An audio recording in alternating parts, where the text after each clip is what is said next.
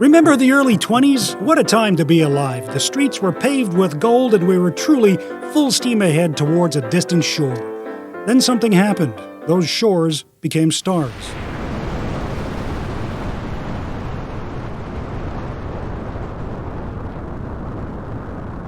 This year, our documentary, Doing the Impossible, was recognized. New policies improved social services for people with developmental disabilities. A new disability benefit was funded, along with $10 a day childcare. And BC inked a new collective agreement with increases in employee wages in the social services sector. Doing the Impossible started off as a staff orientation video to teach new employees about DDA's history. It really did reach the stars, however, when our videographer David Ozier cleaned up at the BC Leo Awards, winning for Best Screenwriting, Best Directing, and Best Editing in the short documentary category. Over 17,000 people have viewed it on YouTube, and it was launched in the United States on the streaming service IndieFlix. Our social media platforms have over 10,000 followers and over 3,000 posts and shares and more than 200,000 impressions this year. Communications improved the equipment in the film and recording studio at head office, supported live events, published 47 blogs, and kept everyone informed through the staff portal. There are now 40 podcasts that include a broad range of guests who do work related to our mission.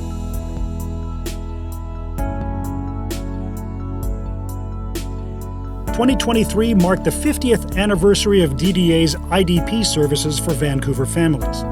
This year, IDP saw 359 referrals, serving 272 new clients, and provided over 2,600 direct service hours. The Baby Beluga's swim program was back, offering 2 sessions per week for 8 weeks.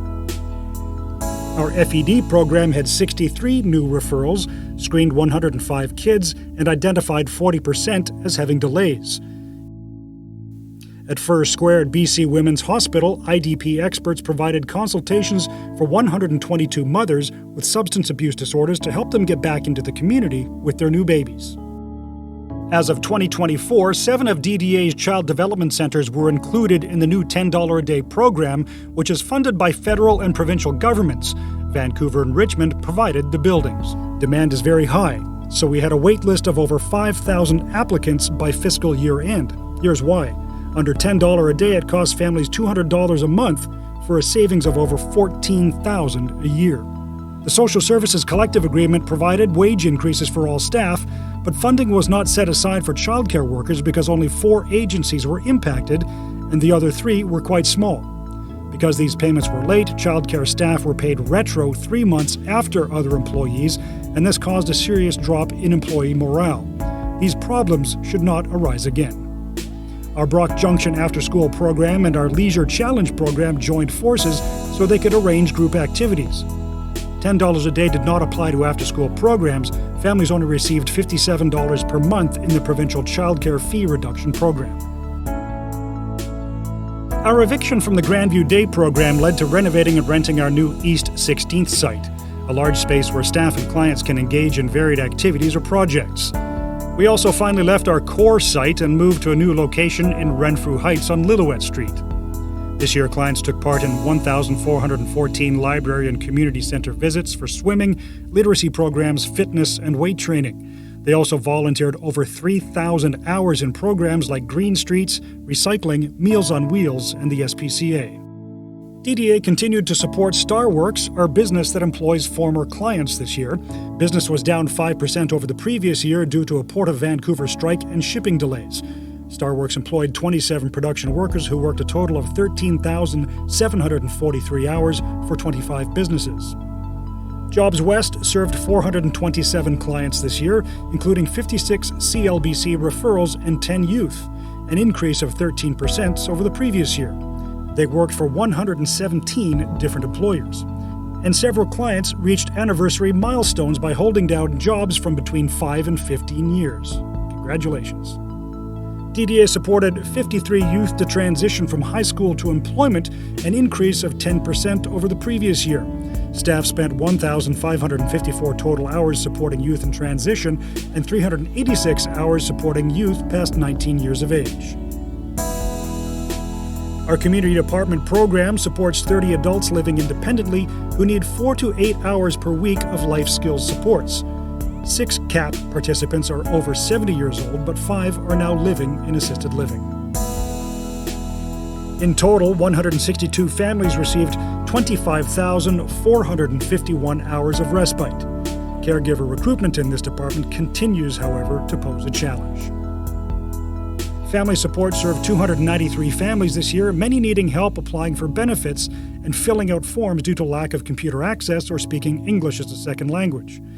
Family Support continued to host the Vietnamese, Japanese, Youth in Transition, Upside Down, and Chinese support groups. They also provided DDA Christmas hampers to 46 families. For the first time in decades, DDA's residential services ended the fiscal year with 0 staff vacancies. Our recruitment and retention strategic plan has paid off. Although this initiative started in residential, it will fully include all departments by the end of 2024.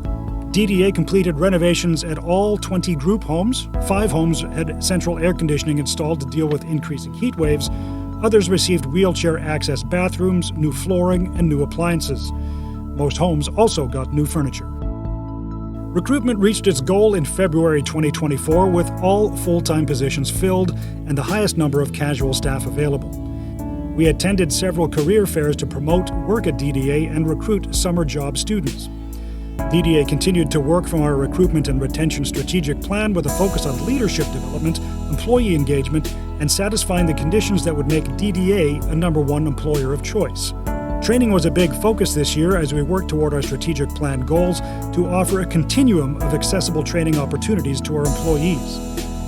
DDA purchased a suite of 1,000 online courses from Relias with access provided to all staff. Courses are brief and offer test results upon completion so staff can learn quickly or on demand. DDA provided a series of workshops for managers and senior staff as well. The sessions cover issues like having difficult conversations, giving effective feedback, motivating teams, and work-life balance. Turnover remained high with only a 0.3 decrease over last year, but full-time staff turnover decreased by 3.6%. We recruited and hired 191 employees over the year and continued to decrease the time between posting and filling a position by 35.5% from 4 years earlier, from 45 days to just 29 days. Our employee referral program now accounts for 27% of all new hires. Staff completed 1,262 training courses to meet the goals identified in their performance reviews and completed 2,763 Relias courses. Due to the high number of casual staff, we filled the majority of staffing requests over the last 6 months of the year. DDA's assistive technology Atlas app proved itself to be perfect for speeding up item selection, borrowing, or purchase of teaching tools for clients this year. The lab at head office expanded its space and now supports infant and childcare staff. Feedback from clients has been amazing. 100% agree that our wonderful AT staff helped them learn and become more independent. 9 group sessions were held every week, and the team achieved 100% of its goals. As usual, DDA's IT department had a busy and productive year. Among many accomplishments were over 100 units of hardware rolled out as part of our evergreening process. They installed a new Cisco firewall and completed the needs assessment process for Nucleus Labs, the new replacement for Alchemist. DDA's finance department experienced a galactic increase in the workload this year due to the conclusion of a collective agreement with retroactive pay that went back to April 1st, 2022. The team had an unprecedented number of transactions. Payroll paid 799 employees with 13,066 paychecks and 2,188 retro paychecks. Accounting managed revenue and expenditures of a $36 million budget and processed 18,953 invoices. There is much more in finance and the work never ends, almost like trying to reach an ever-distant star. The department has already prioritized reviews of our banking, insurance, investments, and property portfolio for next year. Well, it's been a busy year. We steamed ahead after COVID, and now we find ourselves blazing a trail through the heavens.